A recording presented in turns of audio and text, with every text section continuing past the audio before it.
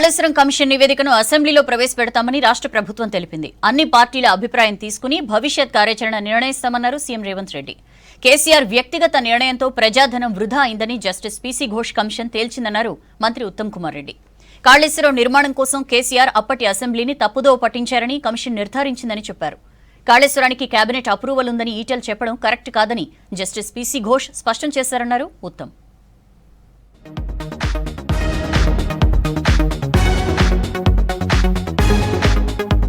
హైదరాబాద్ సెక్రటేరియట్లో సీఎం రేవంత్ రెడ్డి అధ్యక్షతన జరిగిన కేబినెట్ భేటీలో ప్రధానంగా కాళేశ్వరం కమిషన్ రిపోర్టుపై చర్చించారు. జస్టిస్ పీసీ ఘోష్ కమిషన్ ఇచ్చిన నివేదికను కేబినెట్ ముందుంచారు ఇరిగేషన్ మినిస్టర్ ఉత్తమ్ కుమార్ రెడ్డి. నివేదిక సారాంశాన్ని పవర్ పాయింట్ ప్రెజెంటేషన్తో వివరించారు. సుదీర్ఘ చర్చ తర్వాత జస్టిస్ పీసీ ఘోష్ కమిషన్ రిపోర్టును కేబినెట్ ఆమోదించింది.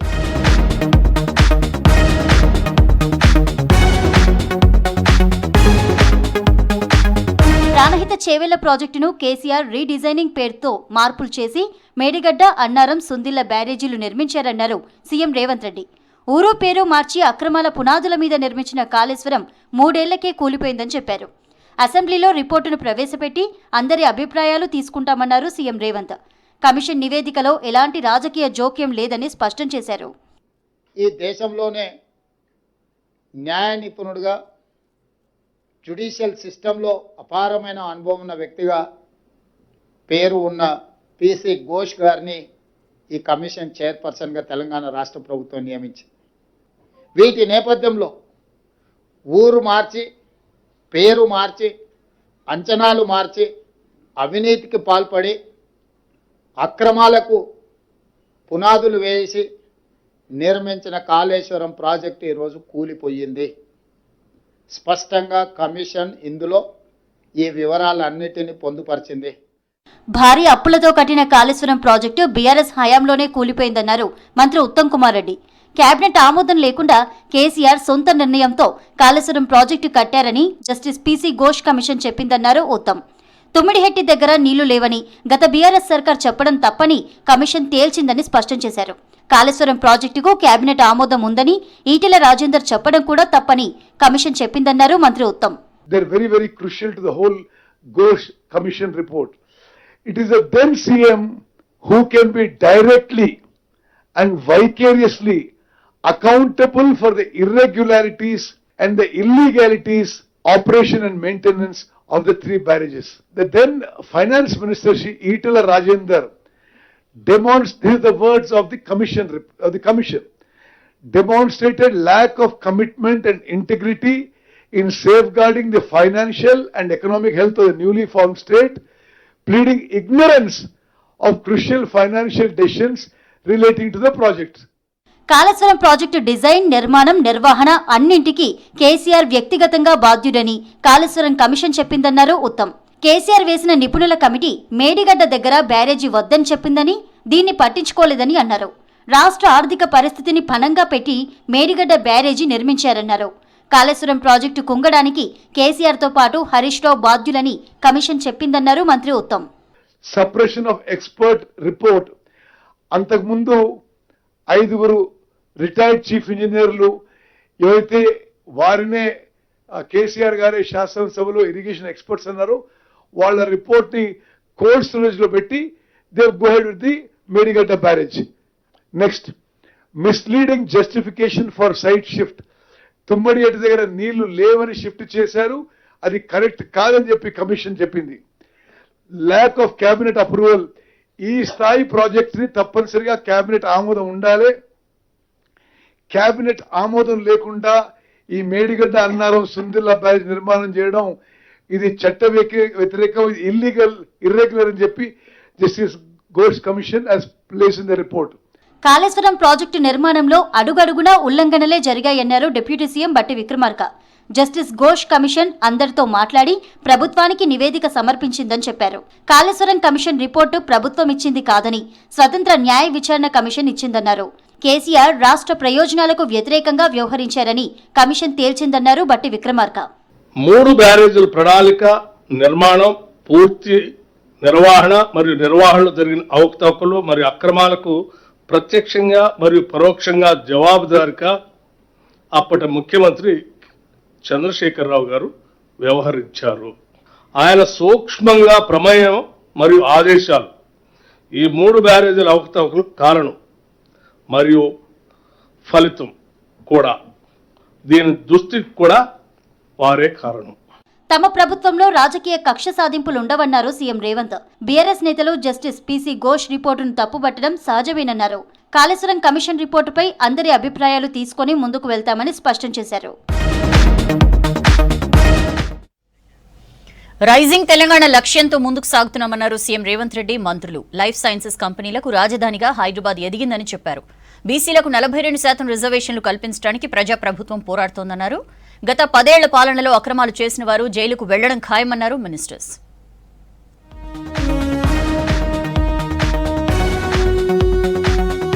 2047 నాటికి తెలంగాణను 3 ట్రిలియన్ ఆర్థిక వ్యవస్థగా మారుస్తామన్నారు సీఎం రేవంత్ రెడ్డి. దేశ ఆర్థిక వ్యవస్థలో 10% తెలంగాణనే అందిస్తోందన్నారు.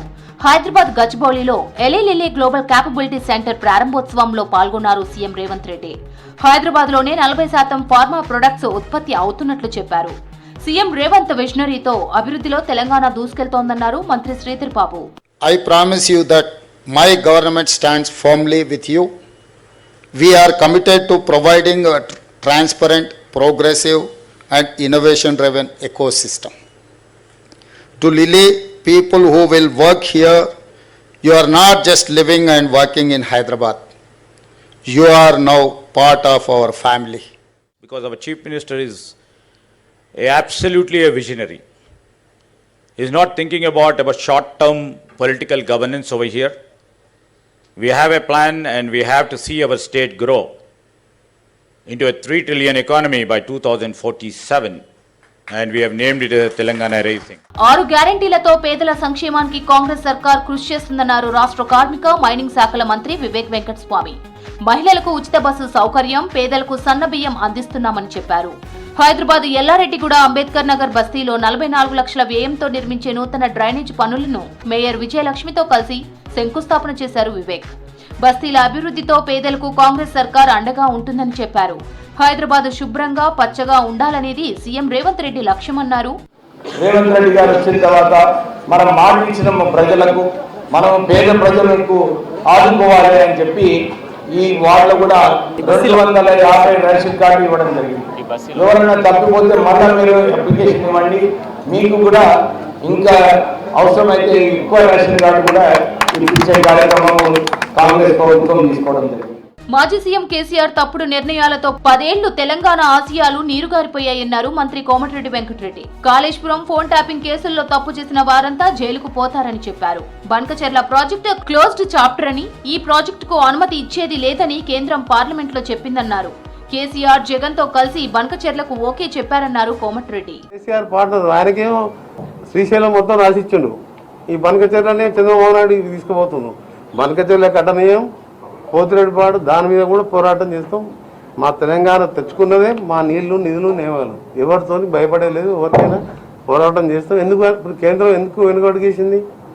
మా భయంతోనే బనకచెర్లు మొత్తం రద్దు చేసింది. చెలో కన్నేపల్లి పేరుతో బీఆర్ఎస్ కొత్త డ్రామాకు తెరలేపిందని విమర్శించారు మంత్రి అడ్లూరి లక్ష్మణ్. కాళేశ్వరం కమిషన్ రిపోర్టులో బీఆర్ఎస్ అవినీతి చిట్టా బయటపడిందని, దాన్ని డైవర్ట్ చేసేందుకు కన్నేపల్లి కార్యక్రమం తీసుకున్నారని ఆరోపించారు. కాళేశ్వరం అవినీతి ప్రజలకు తెలిస్తే బీఆర్ఎస్ కు పుట్టగతులుండవన్నారు.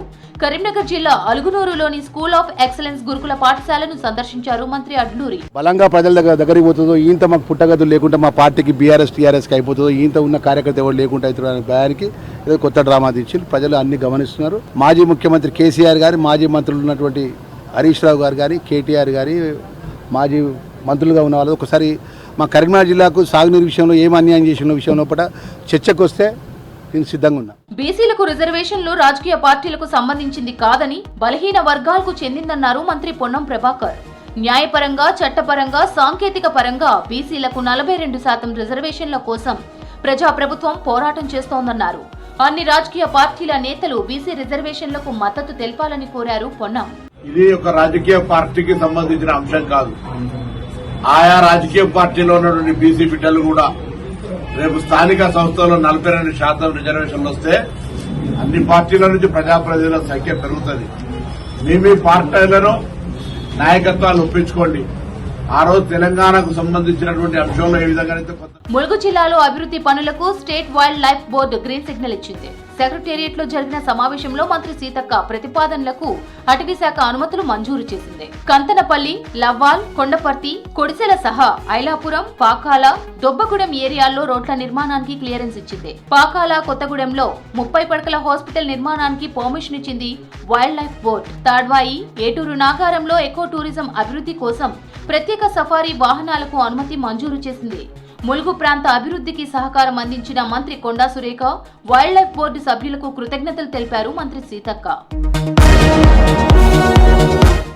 హైదరాబాద్ సిటీలో కుండపోతగా వర్షం కురిసింది. జోరు వానకు నగరంలోని పలు ప్రాంతాలు నీటి మునిగాయి. ప్రధాన రోడ్లు కాల్వల్ని తలపించాయి. ఎడతెరిపి లేని వానతో పలుచోట్ల లోతట్టు ప్రాంతాలు నీటి మునిగాయి. గచ్చిబౌలిలో పిడుగుపాటుకు జనం భయాందోళనకు గురయ్యారు. సిటీలో అత్యధికంగా షేక్పేటలో 11.2 సెంటీమీటర్ల వర్షపాతం రికార్డైంది. భారీ వర్షాలతో సహాయ చర్యలు ముమ్మరం చేయాలని అధికారులను ఆదేశించారు సీఎం రేవంత్ రెడ్డి.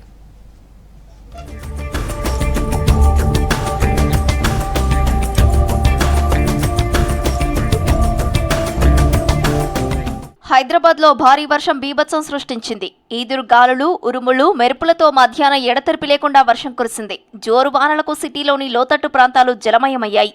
పలుచోట్ల నాలాలు పొంగిపొర్లాయి. కుండపోత వానతో నగరంలోని సర్కిళ్లు, చెరువులను తలపించాయి. మెయిన్ సెంటర్లలో భారీగా ట్రాఫిక్ జామ్తో వాహనదారులు తీవ్ర ఇబ్బంది పడ్డారు.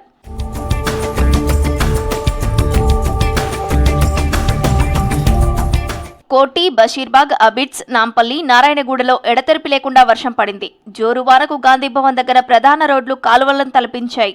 రహదారిపై మోకాలి లోతు నీరు నిలవటంతో రాకపోకలు నిలిచిపోయాయి. నాంపల్లిలోని పలు షాపులను వర్షం నీరు ముంచెత్తడంతో వస్తు సామాగ్రి తడిసిపోయాయి. నిమ్స్ దగ్గర చెట్టు రోడ్డుపై కూలిపోయింది. చెట్టు పడటంతో పలు వాహనాలు దెబ్బతిన్నాయి. రాకపోకలు నిలిచిపోయాయి.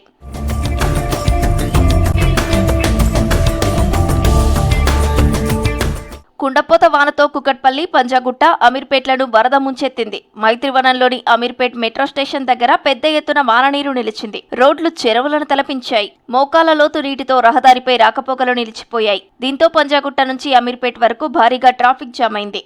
ఎస్ఆర్ నగర్ వరద ఉధృతికి వెహికల్స్ నీట మునిగాయి.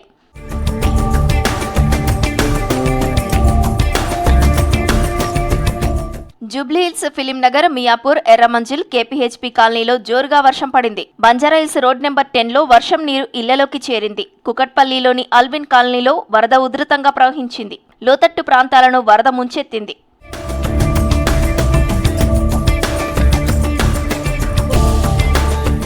సికింద్రాబాద్ కంటోన్మెంట్ ఏరియాలో జోరుగా వర్షం కురిసింది. కుత్బుల్లాపూర్, జీడిమెట్ల, చింతల్, దుండిగల్లో కుంభ వృష్టిగా వాన పడింది. ఉప్పల్, బోడుప్పల్, రామంతపూర్, నాగోల్లో భారీ వర్షం కురిసింది. దిల్సుఖ్ నగర్, ఎల్బీ నగర్, వనస్థలిపురం, హయత్ నగర్లోనూ ఎడతెరిపి లేని వర్షానికి లోతట్టు ప్రాంతాలు జలమయమయ్యాయి.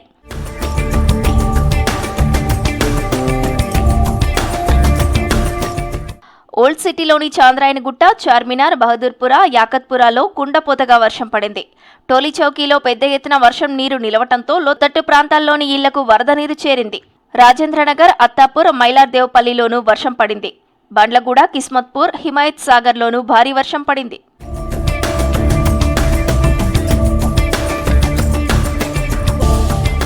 రాయదుర్గం, మాదాపూర్, కోకాపేట్, గండిపేట ఏరియాలో లోతట్టు ప్రాంతాలు జలమయమయ్యాయి. గచ్చిబౌలిలో పిడుగుపాటుకు స్థానికులు భయాందోళనకు గురయ్యారు. ఎడతెరిపిలేని వానకు మాదాపూర్ ఏరియాలో భారీగా ట్రాఫిక్ జామ్ అయింది. వందలాది వాహనాలు గంటల కొద్దీ రోడ్లపైనే నిలిచిపోయాయి.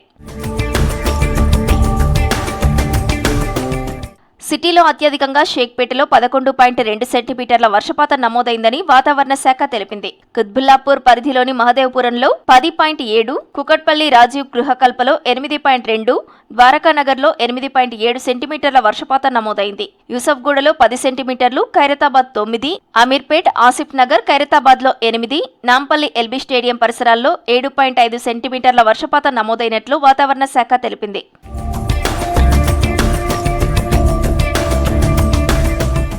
రాష్ట్రంలో పలు జిల్లాలకు మరో 3 రోజుల పాటు రెయిన్ అలర్ట్ ఇచ్చింది హైదరాబాద్ వాతావరణ శాఖ. ఈ నెల 8 వరకు హైదరాబాద్ సిటీ సహా పలు జిల్లాలకు ఎల్లో అలర్ట్ వార్నింగ్ ఇచ్చింది. జయశంకర్, భూపాల్పల్లి, ములుగు, భద్రాద్రి కొత్తగూడెం జిల్లాలతో పాటు నల్గొండ, సూర్యాపేట జిల్లాలో మోస్తరు నుంచి భారీ వర్షాలకు ఛాన్స్ ఉన్నట్లు తెలిపింది. వరంగల్, హన్మకొండ, జనగామ, మహబూబాబాద్ సహా మెదక్, సంగారెడ్డి, సిద్దిపేట జిల్లాలకు రెయిన్ అలర్ట్ ఇచ్చింది వాతావరణ శాఖ. హైదరాబాద్ సహా రాష్ట్రంలో భారీ వర్షాలు కురుస్తుండటంతో అన్ని జిల్లాల కలెక్టర్లు, అన్ని శాఖల అధికారులు అప్రమత్తంగా ఉండాలని ఆదేశించారు సీఎం రేవంత్ రెడ్డి. భారీ వర్షాలు కురిసిన ప్రాంతాల్లో ప్రజలకు ఇబ్బంది లేకుండా అన్ని విభాగాలు సమన్వయంతో పనిచేయాలని, లోతట్టు ప్రాంతాల్లో తగిన సహాయక చర్యలు చేపట్టాలని ఆదేశించారు. జీహెచ్ఎంసీతో పాటు రాష్ట్ర వ్యాప్తంగా వరద నీటి ఉధృతి ఉన్న ప్రాంతాల్లో ప్రజలను అప్రమత్తం చేయాలని అధికారులకు సూచించారు సీఎం రేవంత్. ఇంగ్లాండ్తో జరిగిన 5వ టెస్టులో గ్రాండ్ విక్టరీ సాధించింది భారత్. 6 పరుగుల తేడాతో గెలుపొందింది గిల్ సేన. 4 వికెట్లు చేతిలో ఉన్న 34 రన్స్ చేయలేక బోల్తా పడింది ఇంగ్లాండ్. 9 వికెట్లతో సత్తా చాటి మ్యాన్ ఆఫ్ ది మ్యాచ్ గా నిలిచాడు Hyderabadi Mohammed Siraj.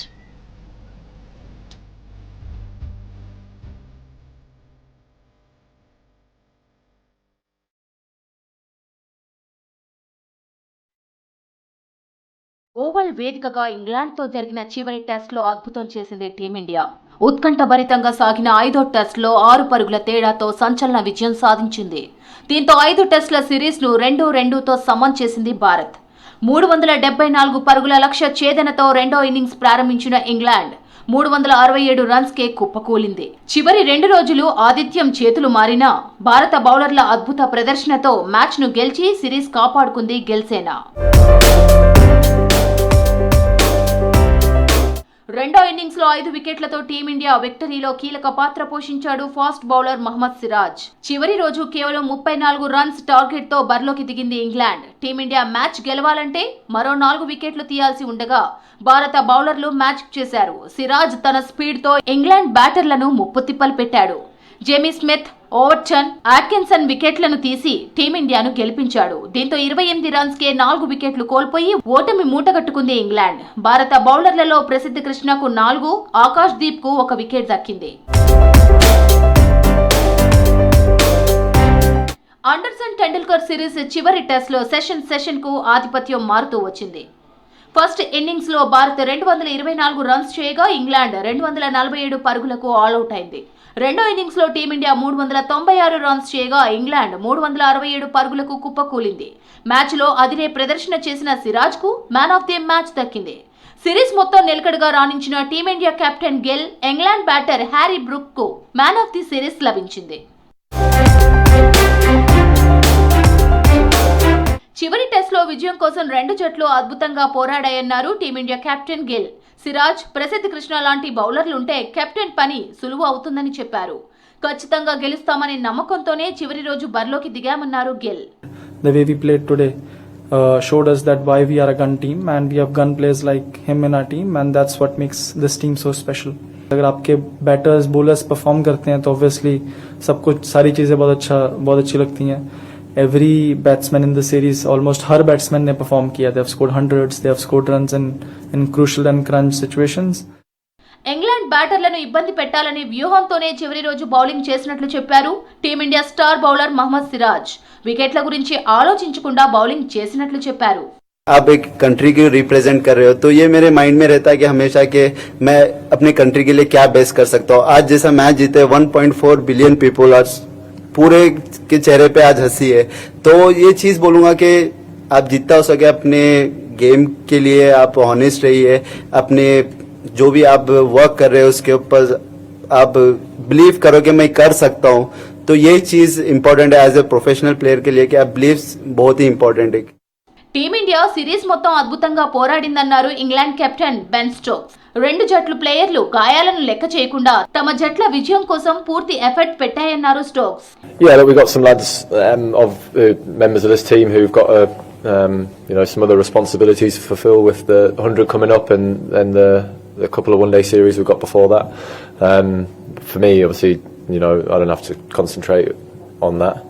So yeah, look, we've got, what is it, November, I think, or something like that, we fly out there. So, got a lot of time between now and then to build on all the kind of stuff that we've been speaking about before the series started. England తో test series draw చేసుకున్న young టీమిండియాపై ప్రశంసలు వెల్లువెత్తుతున్నాయి.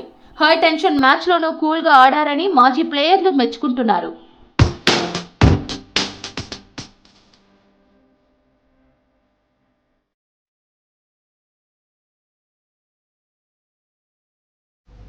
That's all for now.